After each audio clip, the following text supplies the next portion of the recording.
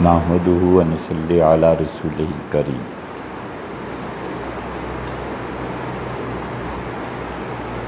دنیا میں اللہ تعالیٰ کا ایک نظام یہ بھی ہے کہ دشمن سے جب لڑائی ہوتی ہے اور دشمن یہ محسوس کرے کہ وہ اس مورچے پہ شکست کھا رہا ہے تو دوسرا مورچہ کھول لیتا ہے۔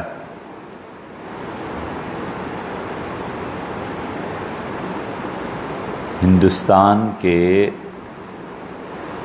ایک منسٹر نے بڑی اچھی کتاب لکھی اور کانگریس نے انہیں اپنی پارٹی سے ہی نکال دیا۔ شاید جسونت سنگھ، انہوں نے اس میں ایک چیز یہ بھی تحریر کی کہ مشرقی پاکستان کو مغربی پاکستان سے الگ کرنے کی تحریک پنڈت جواہر لال نہرو کے زمانے سے چل رہی تھی، اور انہوں نے کہا کہ مغرب اور مشرق دونوں طرف پاکستان ہے، اور اگر کبھی جنگ ہوگی تو ہمیں یہ سینڈوچ بنا لیں گے اور دونوں طرف سے حملے کریں گے تو کدھر قابو پائیں گے؟ تو ایک طرف کو محفوظ کرنا چاہیے۔ تو دشمن یہ کرتا ہے کہ اگر ایک محاذ پر بوجھ پڑ رہا ہے تو دوسرے محاذ کو کھول دے۔ ایک مورچے پر فتح ہو رہی ہے تو دوسرے مورچے پر دشمن کو روکنے کے لیے وہ کوئی اور تدبیر کرے۔ الغرض اللہ تعالیٰ نے دنیا کے جو نظام رکھا ہے بالکل ٹھیک یہی نظام انسان اور اس کے نفس کے بارے میں بھی ہے۔ جو خواہشات پیدا ہوتی ہیں اور انسان کو گناہ کی طرف لے جاتی ہیں، در حقیقت بات صرف اتنی سی ہے کہ آدمی کو بندگی سے نکالے، بس۔ ساری باتوں کا خلاصہ یہ ہے کہ انسان کسی طرح اللہ کی بندگی سے رک جائے، اور بندگی سے بڑا کوئی وصف نہیں ہے جو انسان خدا کے حضور میں پیش کرے، اور نفس انسانی یہ چاہتا ہے کہ کسی بھی طرح کسی بھی قیمت پہ اللہ کے ساتھ بندگی کا جو تعلق ہے وہ منقطع ہو جائے۔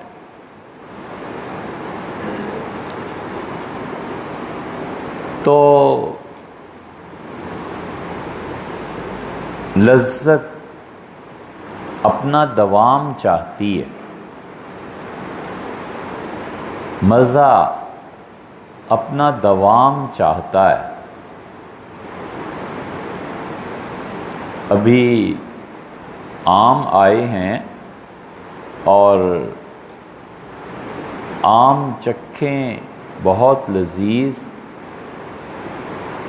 اور پھر آدمی دوسری کاش اٹھاتا ہے، پھر تیسری،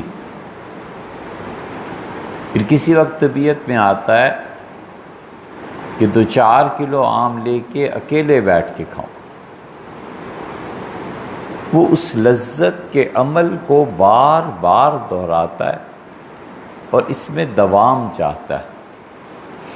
اللہ نے یہ جتنی چیزیں دنیا میں لذت کی ہیں ان کے نمونے بھیجے اور کہا کہ یہ ہے ایک چیز، اس میں لذت ہے اور اس میں مزہ ہے، اور اس کو دائمی کرنے کے لیے ایک امتحان سے گزرنا پڑے گا، اور اس امتحان میں تم کوالیفائی کر جاؤ تو جنت ہے، اور ہمیشہ ہمیشہ کے لیے یہ مزے وہاں ہیں۔ شراب ہے، شراب کس کو کہتے ہیں؟ شراب کہتے ہیں اس طاقت کو جو انسانی ذہن پر پوری طرح قابو پا کے اسے حواس سے نکال دے اور وجود کو قائم کرے۔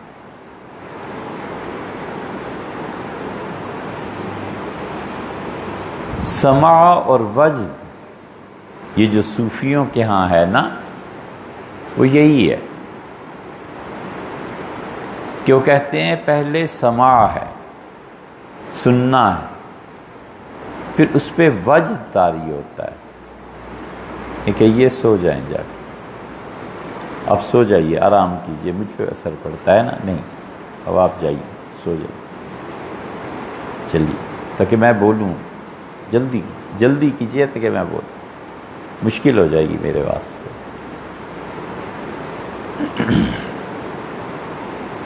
بہت کوفت ہوتی ہے بھیا، ہم اس سے تھوڑے کہ دیواروں سے بات کریں۔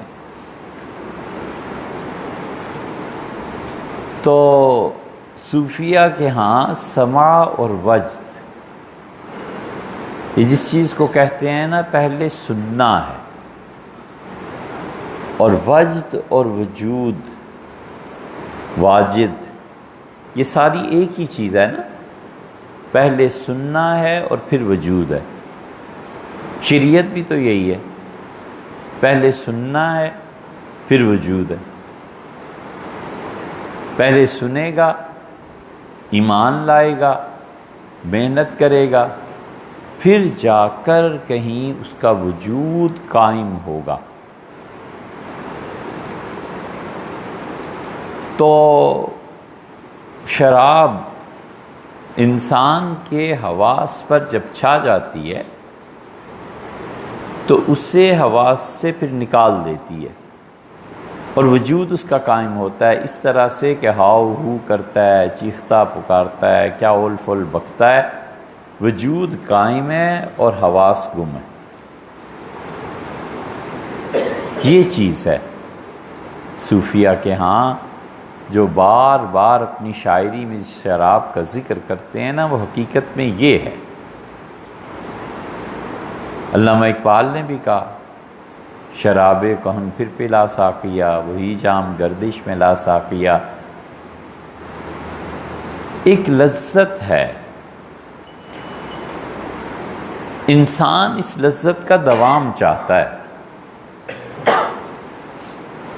اللہ تعالی نے بتایا کہ یہ دنیا میں دے رہے ہیں تمہیں، چکھ لو بس، تم چاہو کہ دوام اس میں آ جائے تو اس کے لیے ایک آزمائش سے گزر کر پھر پہنچنا ہے آگے، اور وہاں پر دوام ہے جنت، اکلھا دائم،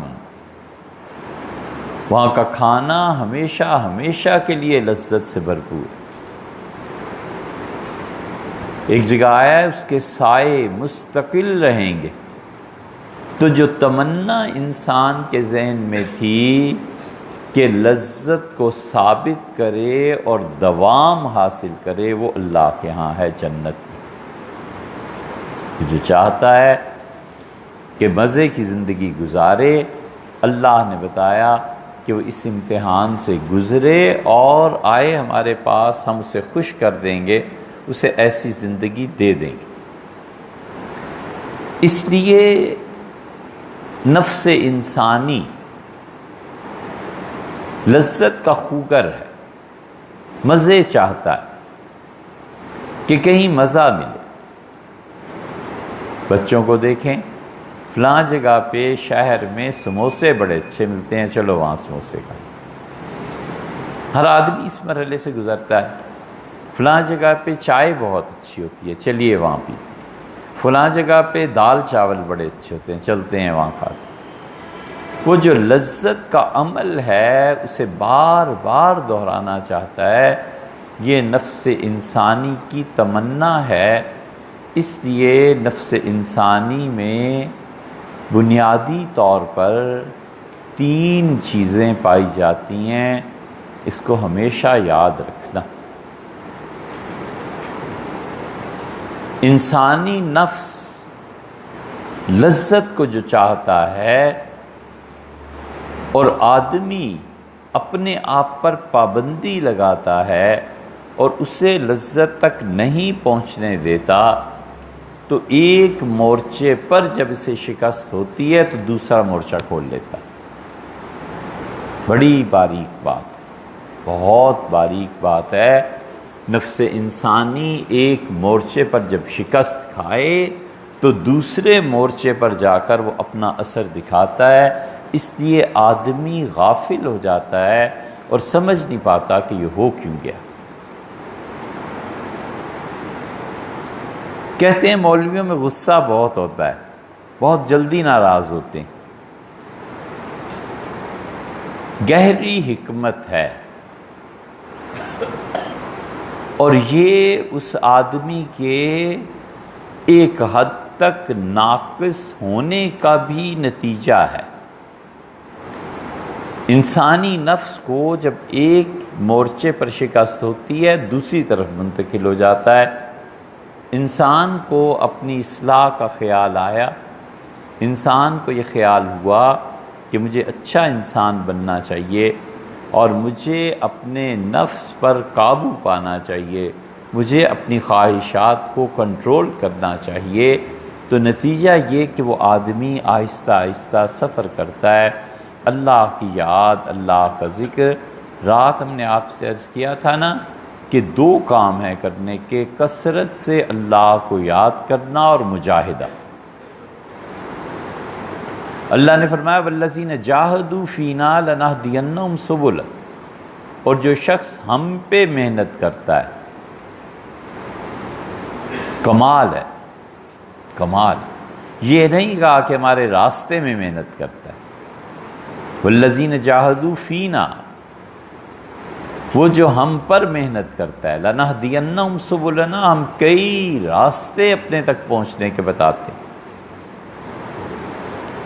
یہ کئی راستے کیا ہیں بھی آپ سے عرض کرتے ہیں، اگر بھول جائیں تو یاد دلانا۔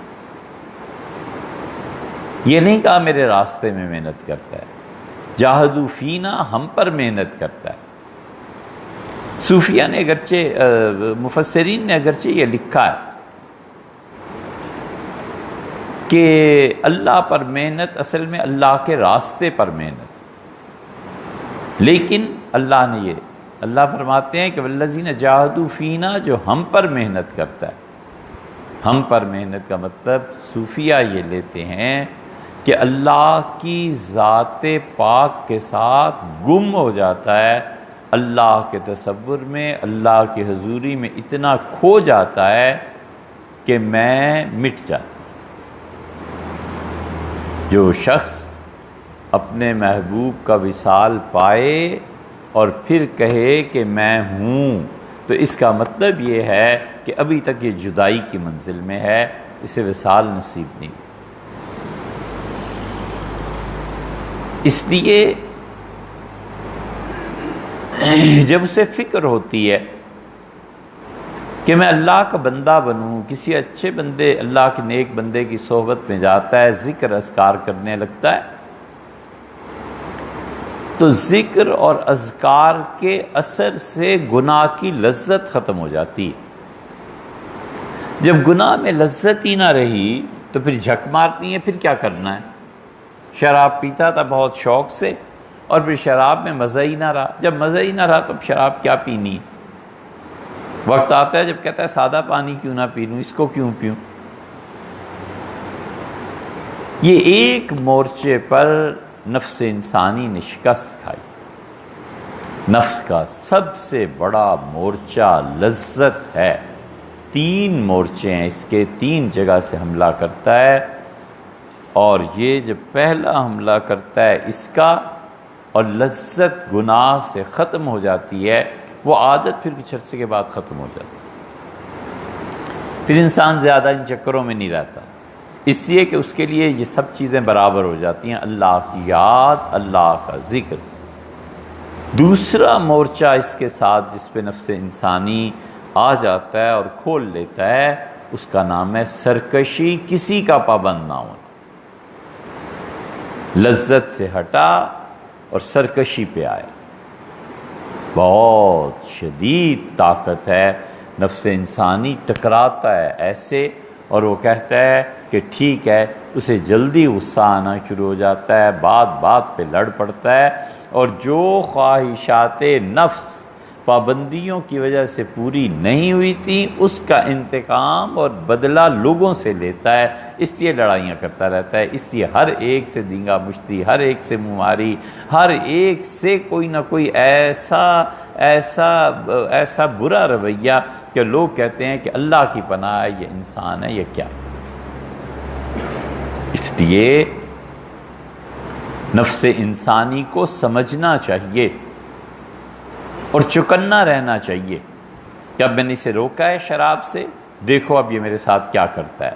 اب الجھاؤ پیدا ہوگا طبیعت میں، وقت آئے گا شام کو پینے کا تو اس وقت بار بار اس کی لذت یاد آئے گی، اس کی یاد آئے گی، پھر آدمی الجھ جاتا ہے، پھر کہتا ہے کہ اوفو کیا میرے ساتھ ہو گیا ہے، میں اس کام کو کیوں نہ کروں. تو وہ جو اس پہ الجھاؤ پیدا ہوتا ہے اور وہ جو اس پہ انسانی طبیعت میں وہ غصہ پیدا ہوتا ہے، اس کو کنٹرول کرنا ضروری ہے تاکہ آدمی کا نفس اور خود آدمی لڑے آپس میں، اسے کہ یہ کام نہیں کرنا. اس کی وجہ سے جو الجھاؤ پیدا ہو رہا ہے نا، اس کا اثر دوسرے تک نہیں پہنچانا. انسانی اخلاقیات کی بڑی خوبی ہے کہ وہ اپنے تأثر کو دوسرے تک نہ پہنچنے دے. خود پہ قیامت گزر جائے مگر لوگوں سے ہنسنا، مسکرانا، بولنا، وہی اندر جتنا بھی فکر ہو گھل جائے مگر کسی پر اظہار نہ ہونے دے کہ یہ چیز. وجہ اس کی یہ ہے کہ نفس انسانی کو یہاں سے موقع ملتا ہے اللہ سے شکایتیں پیدا کرنے کا، تو وہاں سے جو باز آیا لذت سے، اب یہاں دوسرا مورچہ کھل گیا اور وہ غصہ ہے، سرکشی ہے. اور سرکشی کا مطلب یہ ہے کہ میں نے کسی کی نہیں ماننی، نہ کوئی عیب ہے اس میں، نہ کوئی برائی ہے، جوانی ہے، طاقت ہے، میں نے کسی کی نہیں ماننی. بس اچھی سے اچھی بات بھی کوئی سمجھائے نہیں مانتے. عقلاً کبھی تجزیہ کرے، جب غصہ اترے تو احساس پیدا ہو کہ والد ٹھیک کہتے، ماں ٹھیک کہتی، پیر و مرشد صحیح کہتے، جو راہ دکھاتا ہے بات ان کی صحیح ہے. عقل اگر سلامت رہے لیکن نہیں ماننی، سرکشی ہے. یہ شیطان ہے، اس جگہ نہیں مانتا اور پھر دلیل بھی دینے لگا کہ مٹی اور آگ اور وغیرہ وغیرہ. یہ سرکشی کا دوسرا مورچہ وہ کھول لیتا ہے کہ بغاوت کرو، اور اس بغاوت میں وہ پھر صرف اپنے آپ کو ہی نہیں ایک جہان کو تباہ کر لیتا ہے. اس کی بغاوت کا نتیجہ یہ نکلتا ہے کہ اس کے لیے قتل کی سزا نافذ کی جاتی ہے اور قتل اس کی روح ہو جاتی ہے. وہ جتنے اوصاف تھے اس میں سب ختم ہو جاتے ہیں آہستہ آہستہ کر کے. بڑا امانت دار تھا، سرکشی آئی اور کسی کی نہ ماننی آئی، دوسروں کا پیسہ ہڑپ کر جاؤ، مارو اس کو. اللہ تعالیٰ نے بڑی سمجھ دی تھی. سرکشی آئی، کسی کی نہیں ماننی، غلط فیصلہ کر کے اس پہ ڈٹ جائے گا کہ یہ. اور اگر اس محاذ پہ بھی قابو پا لیا جائے تو نفس انسانی تیسرا محاذ کھولتا ہے۔ پہلا محاذ لذت کو کھولتا ہے، دوسرا سرکشی کو کھولتا ہے۔ ان دونوں کے بعد وہ جب ناکام ہو جائے یہاں سے تو غفلت کو کھول دیتا ہے۔ غفلت طاری ہو جاتی ہے، اللہ کی یاد سے غفلت، نماز سے غفلت۔ وہ آدمی گناہ میں نہیں پڑا ہوا، وہ آدمی سرکشی سے بھی ہٹ گیا ہے، بات مان لیتا ہے، اس کے باوجود کوئی پرواہ نہیں ہے کہ نماز کا وقت آیا ہے، پڑھنی ہے کہ نہیں پڑھنی، زکوٰۃ آ گئی ہے، دینی ہے یا نہیں دینی، حج اللہ نے فرض کیا ہے، یہ کرنا ہے یا نہیں کرنا، لمبی تان کے گویا سویا ہوا ہے۔ اور اس کے بعد اگر اس میں پیدا ہو جائے دعویٰ تو پھر تو تباہی ہی تباہی ہے۔ ہر وہ نیکی گناہ نہیں، ہر وہ نیکی، ہر وہ خوبی اور اچھائی جو انسان میں دعویٰ پیدا کرے وہ باطل۔ ہر وہ نیکی جو دل میں اس خواہش کو جنم دے کہ لوگ دیکھیں، لوگ جانیں، لوگ مانیں، یہ جو انسانی نفس میں غفلت سے میں جو حالت طاری کبھی ہو جاتی ہے یہ آتی ہے۔ جتنا جتنا دعویٰ کرتا رہے گا اتنا اتنا خدا کی بندگی سے نکلتا رہے گا۔ یاد رکھو یہ بندگی اتنی بڑی چیز ہے کہ حضرت رسالت مآب صلی اللہ علیہ وسلم کی تمام خصوصیات، اللہ کے تمام انعامات جو ان پہ ہوئے اور جو جاری و ساری ہیں اور قیامت میں بھی ہوں گی، اس کی بنیادیں صرف دو ہیں، رسول اللہ صلی اللہ علیہ وسلم کی بشریت اور نبی کریم صلی اللہ علیہ وسلم کی بشریت کے ساتھ عبودیت اور بندگی۔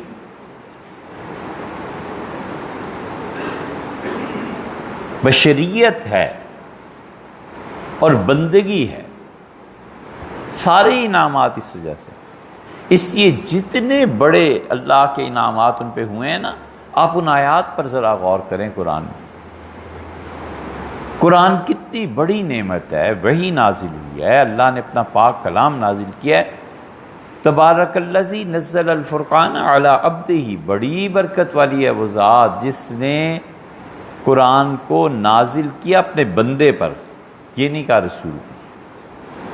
بندگی اتنی بڑی چیز۔ وَإِن كُنتُمْ فِي رَيْبٍ مِّمَّا نَزَّلْنَا عَلَىٰ عَبْدِنَا، اگر تمہیں کوئی شبہ ہے نا اس کلام پہ جو ہم نے بندے پر نازل کیا۔ معراج کا واقعہ ایک بار پیش آیا حضور اقدس صلی اللہ علیہ وسلم کے ساتھ ہمارے نزدیک، اور اللہ نے اپنے قرب خاص سے نوازنے کے لیے وہ ظاہر کیا، اور ہر نبی کے ساتھ ہوتا ہے۔ حضور اقدس صلی اللہ علیہ وسلم ہی نہیں، اللہ جب نبوت عنایت فرماتا ہے تو ان کو عجیب و غریب علوم کے دروازے کھول دیتا ہے تاکہ وہ دیکھیں ان کا پروردگار کی نشانیاں کیا ہیں۔ قرآن میں آیا ہے نا کہ کذالک نوری ابراہیم ملکوت السماوات والارض، ہم نے ابراہیم علیہ السلام کو دکھائیں اپنی نشانیاں آسمانوں میں بھی اور زمین پہ بھی۔ ہر ایک پہ دروازے کھلتے ہیں انبیاء علیہ السلام، اور خدا وہ کچھ دکھاتا ہے جس میں آپ نے فرمایا نا کہ اگر میں تمہیں بتا دوں جو میں جانتا ہوں تو تم بستروں پر سونا چھوڑ دو اور جنگلوں کی طرف بھاگ جاؤ۔ وہ معراج اس لیے تھی، ہمارے اہل سنہ کے عقیدے میں ایک ہی دفعہ ہوئی، اور وہ اللہ کا قرب تھا خاص، اور اللہ نے نشانیاں دکھانی تھیں۔ اور اہل تشیع کے نزدیک ان کے ہاں اگرچہ خود بھی وہ بہت سے نہیں مانتے، لیکن ان کے ہاں کتابوں میں یہ آیا ہے کہ 120 مرتبہ معراج ہوئی، اور اللہ نے ہر بار بلا کے کہا کہ خلافت سیدنا علی رضی اللہ عنہ کو دینی۔ تو اللہ تعالی نے حضرت رسالت پناہ صلی اللہ علیہ وسلم جتنے بھی انعامات فرمائے ہیں نا، بنیاد ان کی بشریت اور بندگی۔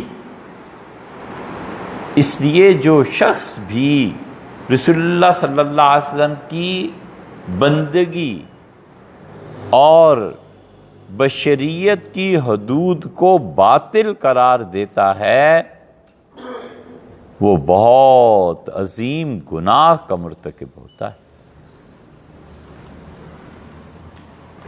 رسول اللہ صلی اللہ علیہ وسلم کی بشریت اور ان کی عبدیت، خدا کی بندگی کی حدود کو توڑنا، اس کا مطلب ہے کہ انہیں اللہ کے ساتھ جا ملانا ہے۔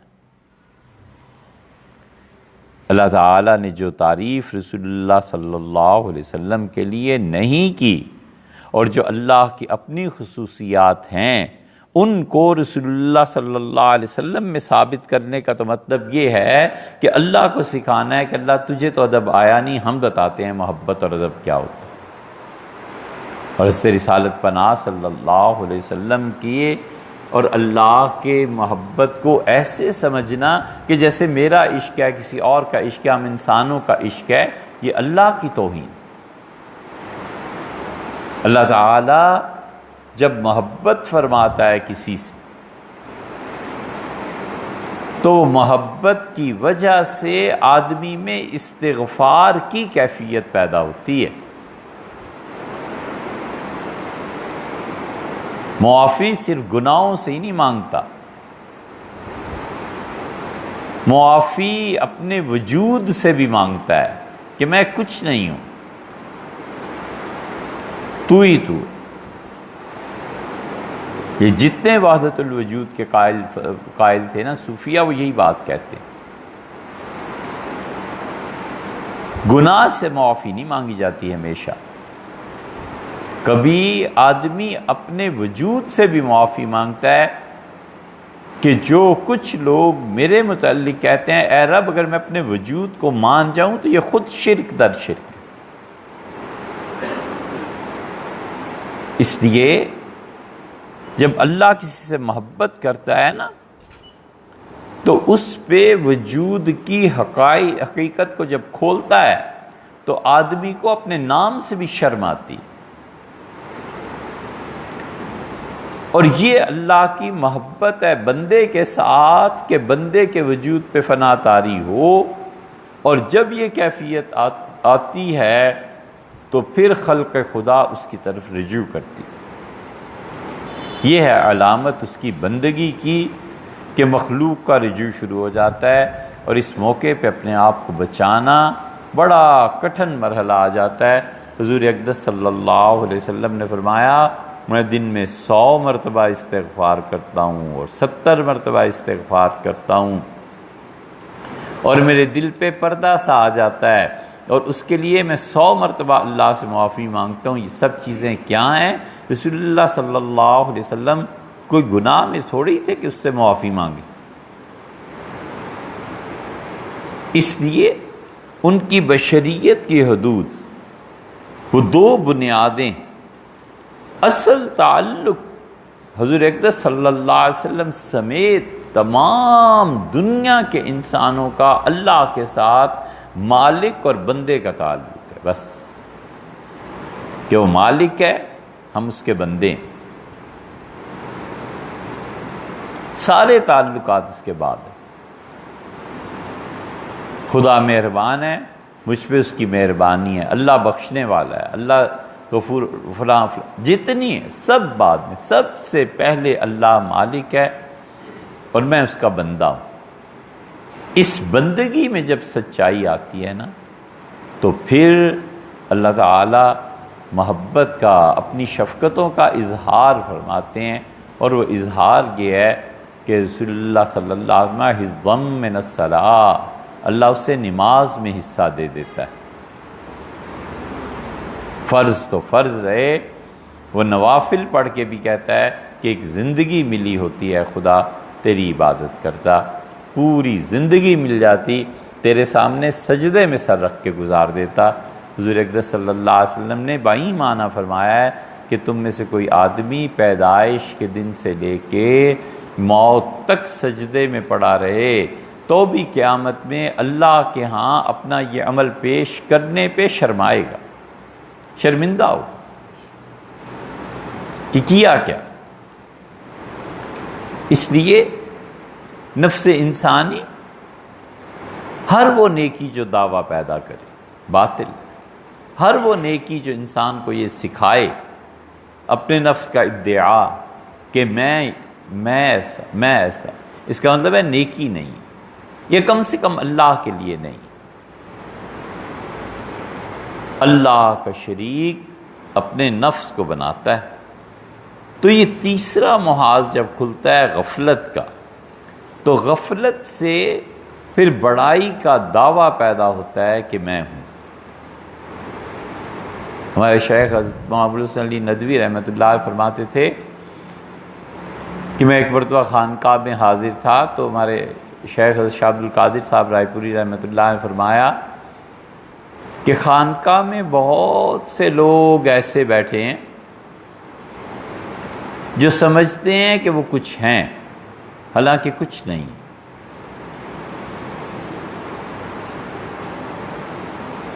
یہ ہم وہ باتیں کہتے ہیں جو ہم نے اپنی آنکھوں سے دیکھی ہیں، تاکہ کوئی جھوٹ کا شائبہ نہ آئے۔ ایک صاحب نے خانقاہ سراجیہ میں عزم خان صاحب رحمۃ اللہ سے نقشبندیہ سلسلے کا سلوک طے کیا، اور جب بالکل آخری مراقبے کی تلقین حضرت رحمۃ اللہ نے فرمائی تو اس کے بعد جو آئے تو ان کا رنگ ڈھنگ ہی اور تھا، داڑھی، سر، چہرہ تیل لگائے ہوئے اور بہت عمدہ لباس اور پگڑی، اور مولوی صاحب تو سما نہیں رہے تھے، اور زیادہ بڑھ چڑھ کے خدمت، جہاں دیدہ لوگ تھے یہ۔ تو دیکھا جب جانے کا بھی دن آ گیا اور حضرت نے خلافت کے متعلق کوئی بات ارشاد نہیں فرمائی، تو کہا حضرت سارا سلوک، سارے مراقبات پورے ہو گئے ہیں، اب کیا حکم ہے؟ حضرت نے کہا نئے سرے سے شروع کرو۔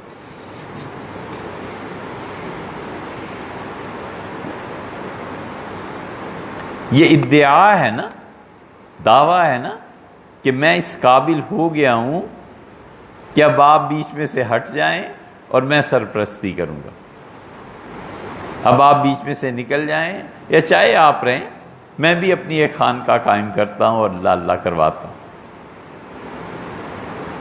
اتنے محتاط تھے یہ، اتنے محتاط کہ بدخشانی یا کاشانی تھے، انہیں خلافت دی حضرت نظام الدین اولیاء رحمۃ اللہ علیہ،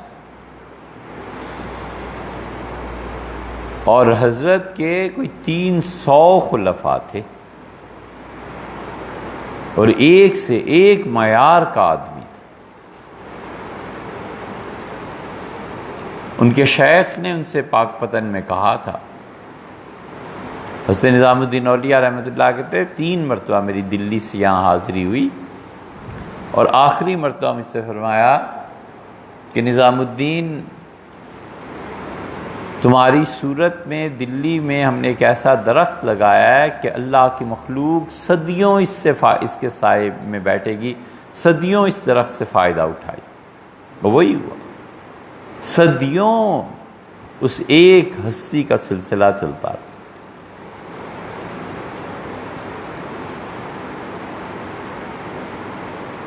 اور وفات کے وقت کسی نے کہا کہ حضرت آپ کے بعد کس کے پاؤں پکڑیں، کس کو آپ کی جگہ پہ بٹھائیں؟ تو فرمایا لاؤ فہرست، جن جن کو میں نے اجازت دی وہ فہرستیں لائی گئیں، دیکھیں تو ایک طرف رکھ دی، اور فرمایا ان میں سے کوئی ایک بھی اس قابل نہیں ہے، انہیں کہو اپنی آخرت کی خود فکر کریں۔ معیار ہی ایسا تھا، جو علوم اور معارف ان پہ کھلتے تھے وہ کوئی عام چیزیں تھوڑے ہی تھی۔ کاشانی حاضر ہوئے اور حضرت نے سلام کا جواب رسماً دیا اور منہ پھیر لیا، بڑے پریشان۔ پھر حضرت تشریف لے گئے، پھر ایک وقت میں حضرت آئے تو پاؤں پکڑ لیا، کہا حضرت مجھ سے یہ ناراضگی کس وجہ سے؟ فرمایا جو لوگ تمہاری مجلس میں رہے ہیں انہوں نے خود آ کر مجھے بتایا ہے کہ میں نے تمہیں اجازت دی ہے، اور تم لوگوں کے ساتھ مسجد میں فرش پر عام لوگوں کے ساتھ عام جگہ پر بیٹھنے کی بجائے اپنے لیے کمبل 2 تہہ کر کے بچھاتے اور اس پہ بیٹھتے ہو، تمہیں شیخ ہونے کا غرور ہو گیا؟ بڑی معذرت کہ ان کا حضرت بڈھا ہو گیا ہوں، ہڈیاں زمین پہ ٹکراتی ہیں، بیٹھا نہیں جاتا۔ ان کا حضرت یہ تکلیف ہے، اس وجہ سے واللہ جو میرے دل میں کبھی خیال بھی گزرا اس بات کا، تب جا کر کہیں معافی۔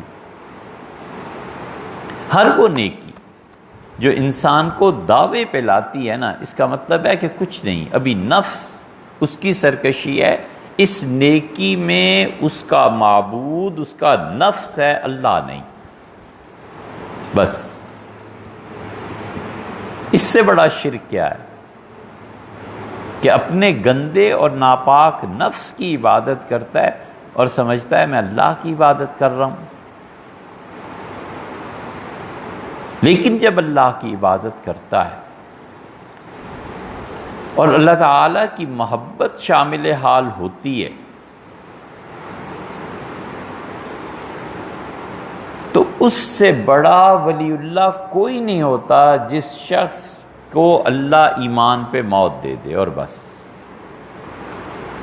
جس آدمی کو لا الہ الا اللہ نصیب ہو گیا نا مرتے ہوئے، اس شخص سے بڑا ولی اب کوئی نہیں، اللہ کا دوست بن گیا نا بھائی۔ اللہ تعالیٰ نے دوستوں کی فہرست میں شامل فرما لیا نا۔ حضور اقدس صلی اللہ علیہ وسلم کے لیے سب سے بڑی بشارت، سب سے بڑی خوشخبری اللہ کی طرف سے اگر کوئی آئی تو کیا آئی؟ یہی نا کہ میں آپ سے راضی ہوں۔ اس سے بڑا مقام کیا ہو سکتا ہے؟ اس سے بڑا کوئی مقام نہیں۔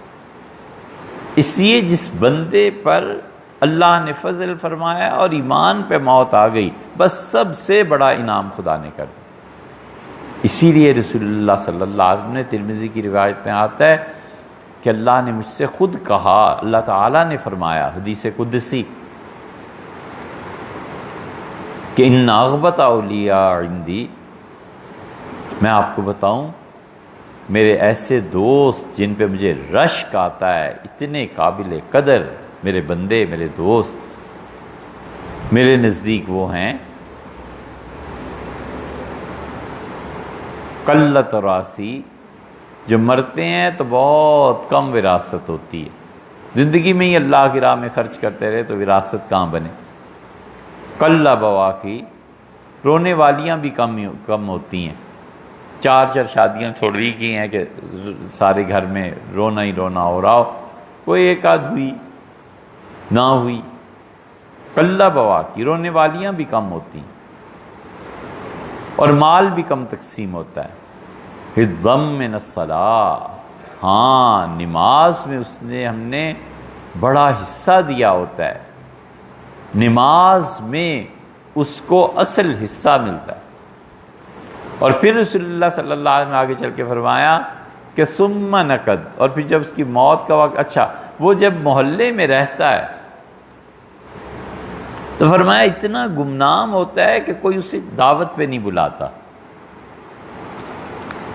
اور محلہ چھوڑ کر چلا جائے تو کوئی پوچھتا نہیں ہے کہ یہاں کوئی تھا بھی کہ نہیں تھا۔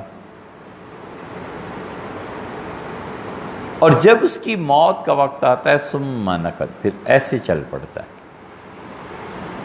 صراف جو تھے نا، نقد اس کو کہتے ہیں، حضور صلی اللہ علیہ وسلم نے بھی اشارہ کیا۔ سونا چاندی، اس کے پرکھنے کا پیمانہ اور معیار کیا تھا؟ انگوٹھے پہ سکہ رکھتے تھے اور اسے ایسے کرتے تھے، کھنک آواز آتی تھی نا، وہ کھنک سکے کی یہ سنتا تھا اور بتاتا تھا کہ کھوٹا ہے کہ کھرا۔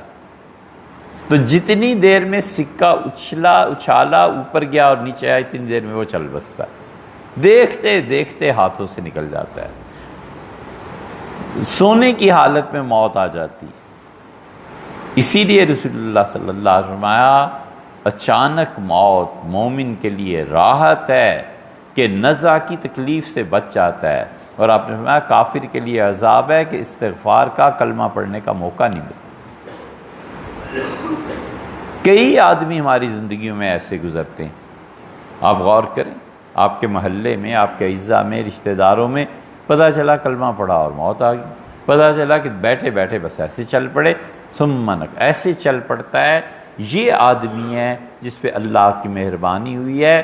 تو اس لیے نفس انسانی میں جب غفلت پیدا ہوتی ہے نا، تو غفلت کی وجہ سے دعویٰ پیدا ہوتا ہے، وہ سمجھتا ہے کہ وہ کچھ ہو گیا ہے، یہ ہو گیا ہے، یہ ہو گیا ہے، کچھ بھی نہیں۔ لوگوں کو یہ زوم ہو جاتا ہے کہ ہم کسی کو عزت دیں، کسی کو رسوا کریں، کسی کو عہدہ دیں، کسی سے چھین لیں۔ ولیعذ باللہ لوگ ہمارے جوتے تلیں۔ حضور صلی اللہ علیہ وسلم گھر میں مصروف تھے، اقرع ایک بدو تھا، گنوار آیا اور رسول اللہ صلی اللہ علیہ وسلم کے دروازے پہ زور زور سے دستک دینے لگا۔ صحابہ کرام رضی اللہ عنہ کہتے ہیں ہم رسول اللہ صلی اللہ علیہ وسلم کے دروازے پہ ناخنوں سے دستک دیتے تھے تاکہ زیادہ آواز پیدا نہ ہو، اور اگر مصروف ہوتے تھے کسی کام میں نہیں تشریف آوری ہوتی تھی، اور اگر نہیں ہوتے تھے تو تشریف لے آتے۔ اس نے بدتمیزی کا مظاہرہ کیا اور رسول اللہ صلی اللہ علیہ وسلم کسی کام میں مصروف تھے۔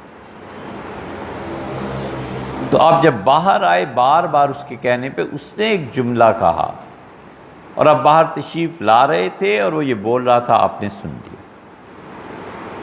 اس نے کہا جلدی آؤ جلدی آؤ، اور رسول اللہ صلی اللہ علیہ وسلم تشریف لائے ہیں ناگواری کے ساتھ۔ تو اس نے کہا تمہیں پتہ نہیں میں ایسا آدمی ہوں کہ جس کی تعریف کر دوں اسے 4 چاند لگ جائیں، اور جس کو میں برا کہہ دوں وہ ذلیل ہو جائے۔ حضور صلی اللہ علیہ وسلم فرمایا جھوٹ بکتے ہو، ذاک اللہ، اللہ کی ذات ایسی، اللہ جس پہ کرم فرمائے اور مہربانی کرے 4 چاند لگ جائیں، اور اللہ جسے رسوا کرنا چاہے کوئی نہیں روک سکتا۔ فرمایا ذاک اللہ، یہ اللہ کی شان ہے تمہاری نہیں۔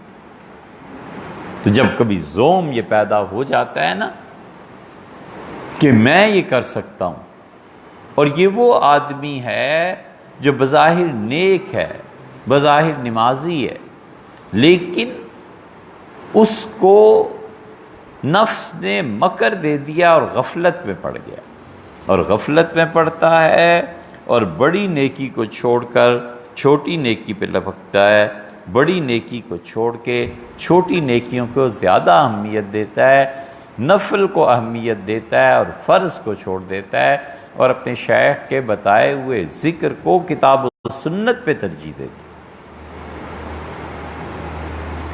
وہ تو ذکر اس لیے ہے کہ تمہاری اصلاح ہو، وہ ذکر اذکار کا پیمانہ الگ ہے، لیکن یہ تھوڑا ہی ہے کہ جو کچھ کتاب میں آیا ہے۔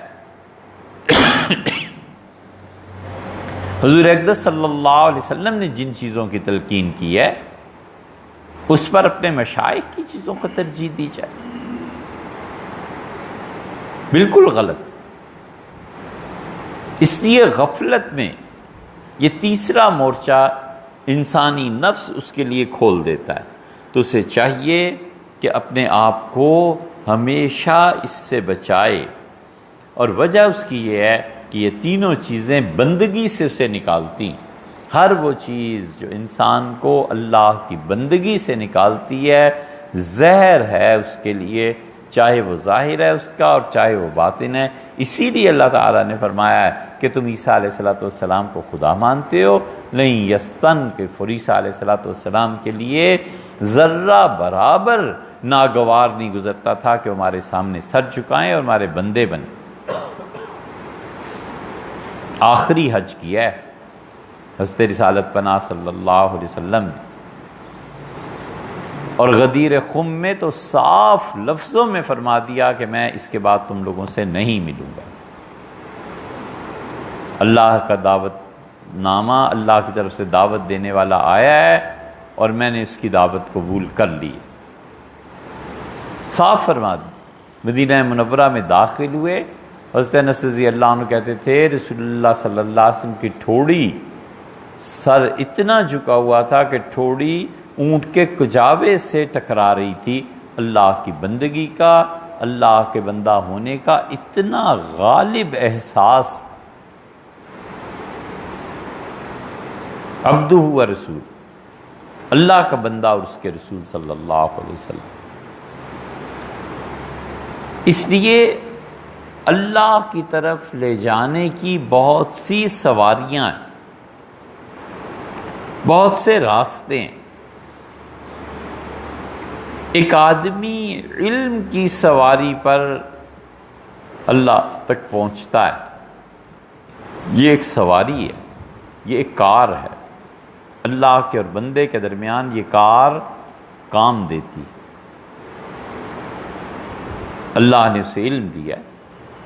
اللہ تعالیٰ نے خود فرمایا کہ جن کو میں نے علم دیا ہے ان کے بڑے درجات ہیں، والذین اوتوا العلم، جو علم دیے گئے ہیں درجات، اللہ نے کہا ہم نے ان کے بڑے درجے رکھے، اس لیے کہ اللہ کی جو معرفت اسے حاصل ہے نا، دوسرے کو نہیں۔ وہ ڈرتا ہے اللہ کے سامنے کھڑا ہونے سے، خوف آتا ہے، استحضار ہوتا ہے اللہ کے سامنے کھڑا ہونے کا کہ میں اللہ کے سامنے حاضر ہوں، اور اس کے نتیجے میں ادب اور احترام پورا قائم رہتا ہے خدا کا۔ تو جو ایک دربار میں جائے اور ادب کو قائم رکھے اس کی عبادت، اور جو دربار میں جائے اور ادب احترام حتیٰ کہ شناسائی نہ حاصل ہو کہ میں کس کے دربار میں آیا ہوں، ان دونوں میں یقیناً فرق ہے۔ رسول اللہ صلی اللہ علیہ وسلم کے سجدے اتنے طویل ایسے ہی نہیں ہو جاتے تھے، وہ بندگی کا احساس تھا کہ اللہ کے سامنے سر جھکا رہا۔ متعدد جگہ ملے گا بندگی۔ سیدنا عمر رضی اللہ عنہ جیسا جلیل القدر، پروقار، باشعور انسان، ایسی ہستی، ایک دو آدمی پیش ہوئے، چچا اور بھتیجا، تو ایک نے دوسرے سے کہا کہ امیر المومنین ناراض ہوں گے۔ اس کے بعد تمہیں بتاؤں حضرت کے غصے سے بچنا، ان کی ناراضگی سے بچنے کی ایک نسخہ ہے، تمہیں بتاؤں ان کا کیا۔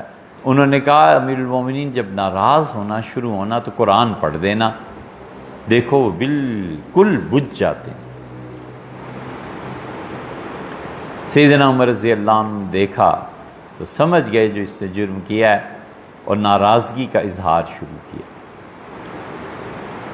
اور بولے کہ یہ کام تم نے کیا ہے۔ اس کا امیر المومنین اللہ کہتا ہے خذ العفو، اور معاف کیا کرو، وامر بالعرف، اور نیکیوں کا حکم دیا کرو۔ عمر رضی اللہ عنہ بالکل خاموش ہو گئے،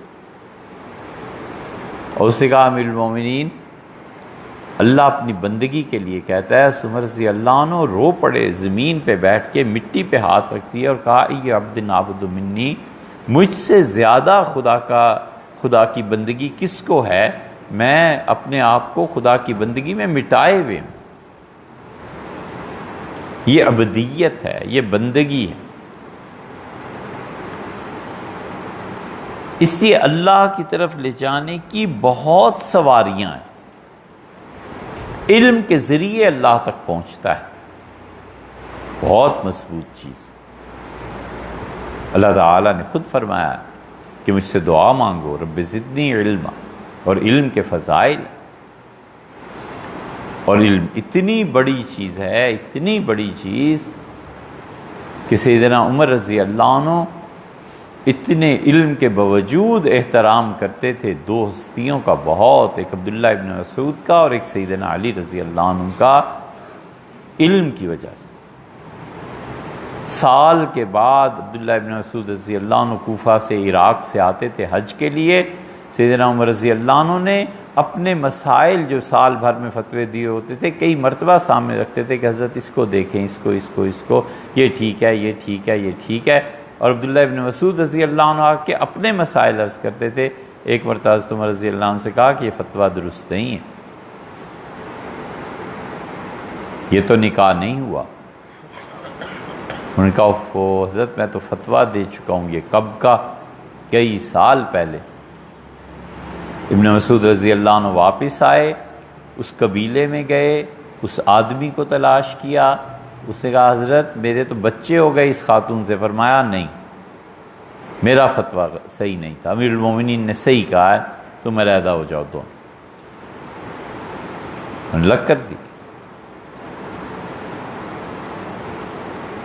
بڑا علم تھا اللہ نے۔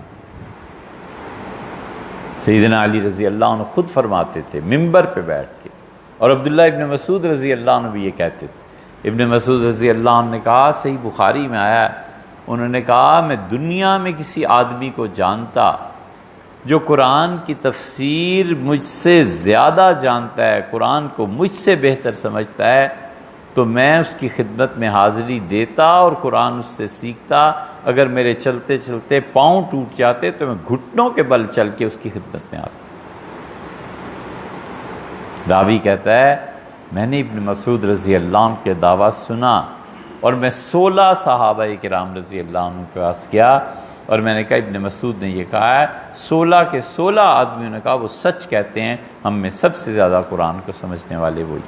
اور سیدنا علی رضی اللہ عنہ تو ممبر پر بیٹھ کے اپنی آخری جو ان کی زندگی کا دور تھا نا، وہ بڑا عجیب تھا، علوم اور معارف کثرت سے ان پہ کھلتے تھے، حکمت کی باتیں لوگ نہیں رہے تھے۔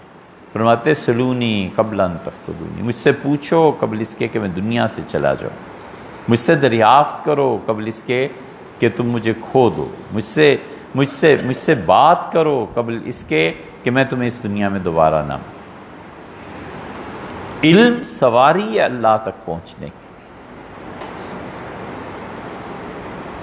جب آدمی پہ اللہ کی محبت کا غلبہ اللہ کی طرف سے ہوتا ہے نا، استغفار کرتا ہے، اور جب خدا اپنی عظمت اس پر کھولتا ہے تو پھر شکر زیادہ ہو جاتا ہے۔ یہ دونوں عنایات ادھر سے ہوتی ہیں، جب ان کی محبتیں، عنایات، خوبیاں، شفقتیں بڑھ جائیں بندہ استغفار پہ آ جاتا ہے، اور جب وہ اپنی عظمت اور اپنے مقامات کھولتے ہیں بندہ شکر پہ آ جاتا ہے۔ صبر ایک سواری ہے اللہ تک پہنچنے کی۔ ناگوار حالات، مصائب، پریشانیاں، تکالیف، کیا کیا چیزیں، یہ صبر بڑی مضبوط سواری ہے، خدا تک پہنچاتی ہے۔ یہ گاڑی راستے میں کہیں خراب نہیں ہوتی۔ وَلَنَبْلُوَنَّكُمْ بِشَيْءٍ مِّنَ الْخَوْفِ وَالْجُوعِ وَنَقْصٍ مِّنَ الْأَمْوَالِ وَالْأَنفُسِ وَالثَّمَرَاتِ، اور ہم تمہیں یقیناً آزمائیں گے، خوف مسلط کر کے۔ انجانا خوف مسلط ہو جاتی، بھوک مسلط ہو جاتی۔ بھوک ایک اللہ کی طرف سے ہے، وہ جبر ہے، تقدیر کا کوئی نہیں بچ سکتی، اور ایک اس کا سبب لوگوں کی طرف سے ہے۔ یہ جو لوگوں کی طرف سے سبب ہے نا، اس سے تو بہت زیادہ جان چھڑا لینی چاہیے، خدا کی پناہ مانگنی چاہیے۔ حضور صلی اللہ علیہ وسلم نے فرمایا بڑے سادہ جملوں میں، من فتح باب المسئلہ، جو لوگوں سے مانگنے کا دروازہ کھول دیتا ہے، فتح اللہ علیہ باب الفقر، اللہ فقر و فاقہ کا دروازہ بھی اس پہ کھول دیتا ہے جو کبھی بند نہیں ہو۔ جو لوگوں سے مانگنا ہے نا اپنی ذات کے لیے، یہ اتنا قبیح عمل ہے، اتنی شدید چیز ہے کہ جب آدمی اس دروازے کو کھولتا ہے اللہ اس انسان پہ فقر و فاقہ کا دروازہ کھول دیتا ہے۔ اللہ جس کو فقر کا دروازہ کھول دے اس سے کون لڑے اور کون بند کرائے، معاذ اللہ۔ اس لیے صبر، وَنَقْصٍ مِّنَ الْأَمْوَالِ وَالْأَنفُسِ وَالثَّمَرَاتِ، تینوں کا ماحصل یہ ہے کہ اپنی محنتوں کے نتائج جب کم دیکھتا ہے تو محروم تمنا کیوں نہ سوئے آسماں دیکھے، کہ جو منزل بمنزل محنت اپنی رائے گاں دیکھے۔ تو محروم تمنا کیوں نہ سوئے آسماں دیکھے، کہ جو منزل بمنزل محنت اپنی رائے گاں دیکھے۔ ساری زندگی جن چیزوں پہ محنت کرتے رہے، جو مطلوبہ نتائج تھے وہ برآمد نہیں ہوئے، صبر کرو، یہی ہوتا ہے۔ اس لیے صبر اللہ تک پہنچنے کے لیے ایسی گاڑی ہے جس کے ٹائر پنکچر نہیں ہوتے، جس میں کبھی بھی ٹکراؤ نہیں پیدا ہوتا۔ اللہ تک پہنچنے کے لیے ایک بڑی مضبوط سواری خود اپنے آپ کو اس کے سپرد کر دینا ہے۔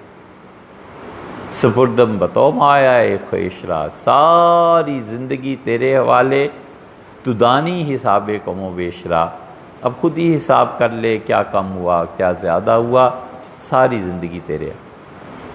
اللہ تک پہنچنے کی یہ جتنی سواریاں ہیں، علم ہے، شکر ہے، صبر ہے، ان سب میں سب سے زیادہ مضبوط سواری جو اللہ تک پہنچاتی ہے وہ توبہ ہے۔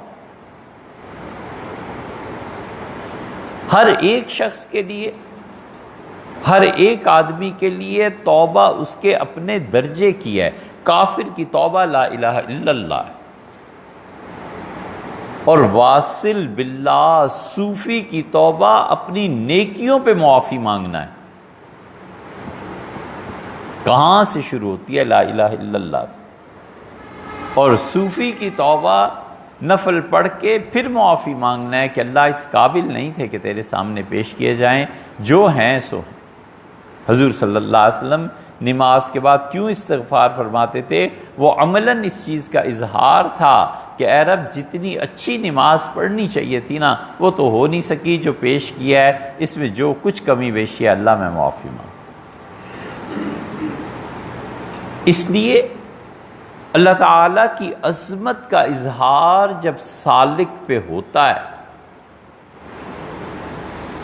خدا کی عظمت تو بہت بڑی چیز ہے، اللہ تعالیٰ کی ان پاک صفات کا ظہور بہت بڑی چیز ہے، سٹی گم ہو جاتی ہے آدمی کی۔ علامہ اقبال نے کیا کہا؟ علامہ ہی کا شعر ہے، ادب گاہیست زیر آسماں از عرش نازک تر۔ اللہ کے عرش کے نیچے زمین پہ ایک جگہ ہے جو عرش سے بھی زیادہ نازک ہے۔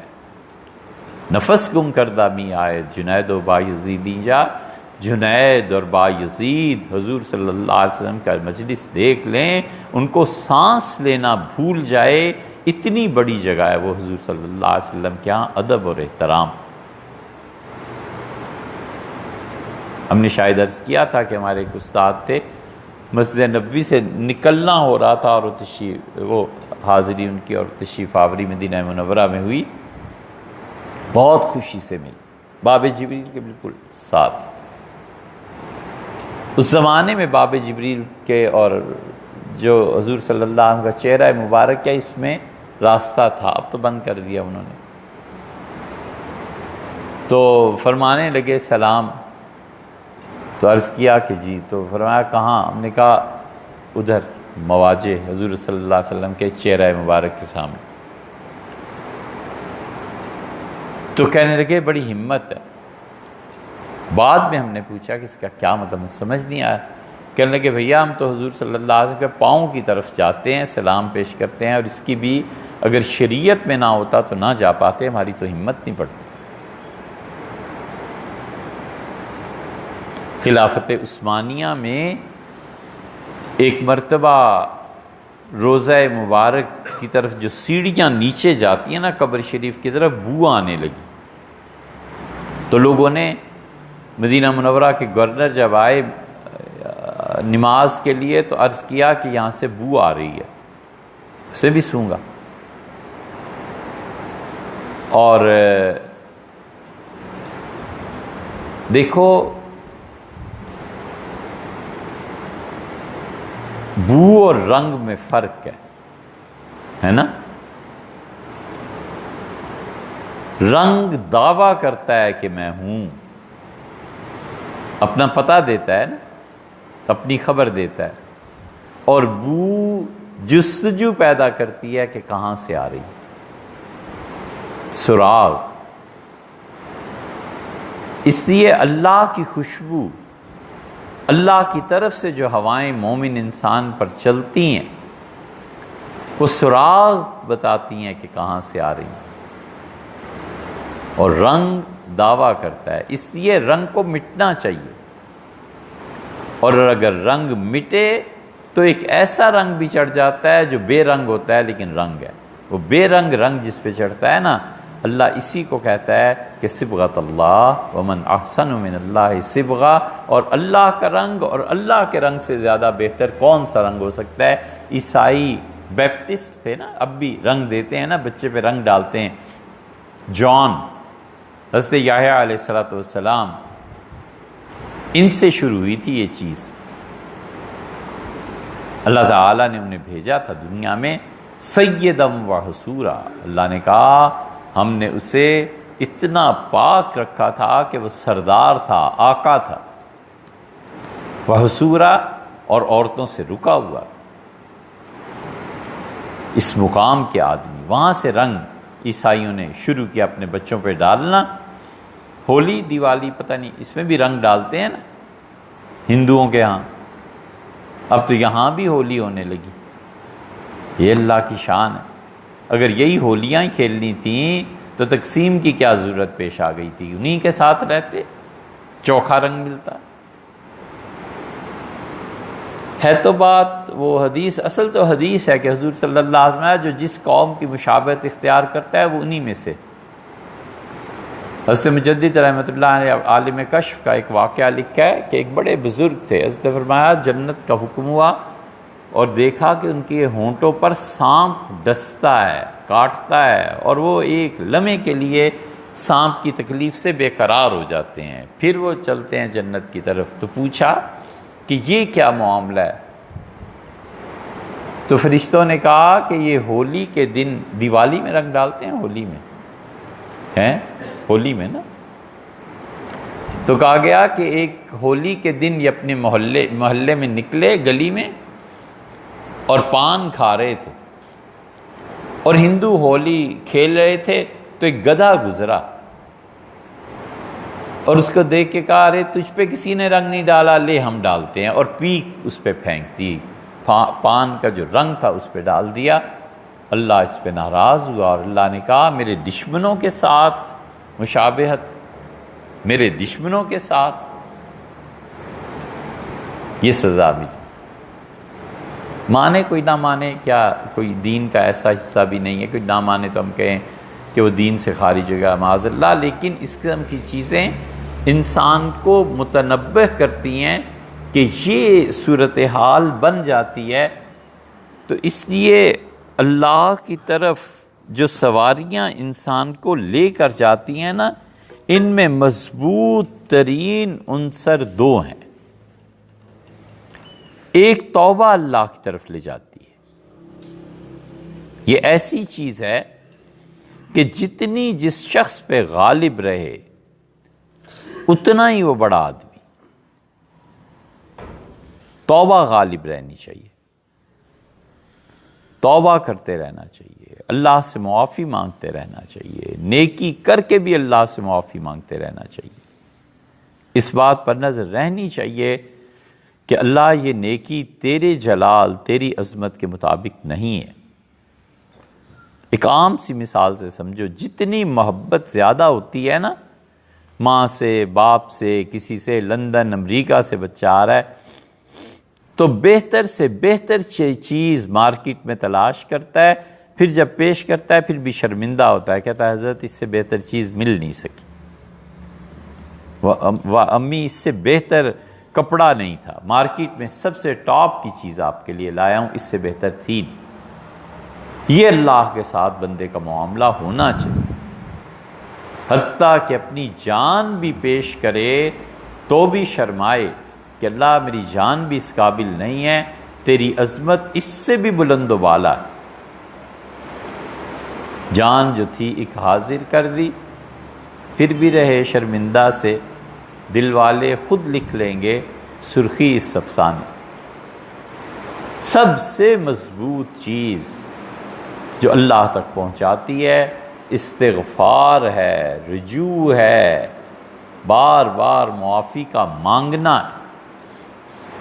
مستقل اپنا عمل بنانا چاہیے کہ سونے سے پہلے رات اللہ سے معافی مانگ، اجمالاً مانگ دے، ہر گناہ کی تفصیل تھوڑا ہی ہے، اور ہر گناہ کی تفصیل اچھی بھی نہیں ہوتی۔ انسان کا نفس اس کی لذت کی طرف پھیرتا ہے، آمادہ کرتا ہے، ذہن میں تجدید کرتا ہے گناہ کی۔ یہ بات کوئی اچھی نہیں ہوتی۔ اجمالاً اللہ سے معافی مانگی، سونے سے پہلے 5 10 20 50 100 مرتبہ استغفار پڑھ لیا عشاء کی نماز کے بعد۔ اسی لیے حضرت سعد رضی اللہ عنہ نے حضور صلی اللہ علیہ وسلم سے پوچھا تھا کہ قیامت میں سب سے اچھی چیز جو بندہ اپنے نامہ عمل میں دیکھے کیا ہوگی؟ آپ نے فرمایا تم میں سے سب سے اچھا وہ ہوگا جو سب سے زیادہ اپنے نامہ عمل میں اللہ کے یہاں معافی پائے گا، معافی مانگتا ہے۔ اور دوسری مضبوط چیز جو اسی کے ہم پلہ ہے توبہ کی، وہ حضرت رسالت مآب صلی اللہ علیہ وسلم پہ درود شریف کا پڑھنا ہے۔ حضور اقدس صلی اللہ علیہ وسلم پہ جتنا درود پڑھتا رہے گا اللہ کا اور بندے کا ربط اتنا ہی مضبوط ہوتا رہے گا۔ اسی لیے اللہ کہتا ہے کہ فاتبعونی، انہیں کہیے کہ اگر تم چاہتے ہو کہ اللہ تم سے محبت کرے تو دیکھو میری چال چلو، نتیجہ اس کا یہ نکلے گا کہ اللہ تم سے محبت کرنے لگے۔ کئی درود پاک آتے، حضور صلی اللہ علیہ وسلم خود اپنے لیے تجویز فرمایا اگر تم چاہتے ہو کہ تمہیں دیگوں کے حساب سے ثواب ملے قیامت تو مجھ پہ یہ درود پڑھا کرو کہ اللہم صلی علی سیدنا محمد النبی الامی وازواجہ امہات المومنین وذریتہ واہل بیتہ کما صلیت علی آل سیدنا ابراہیم انک حمید مجید، یہاں تک کہ بعض محدثین نے سب سے افضل درود اس کو قرار دیا ہے۔ کہتے ہیں اس سے بہتر درود شریف ہے ہی کوئی، اور بعض کہتے ہیں وہ جو نماز میں پڑھا جاتا ہے وہ پڑھے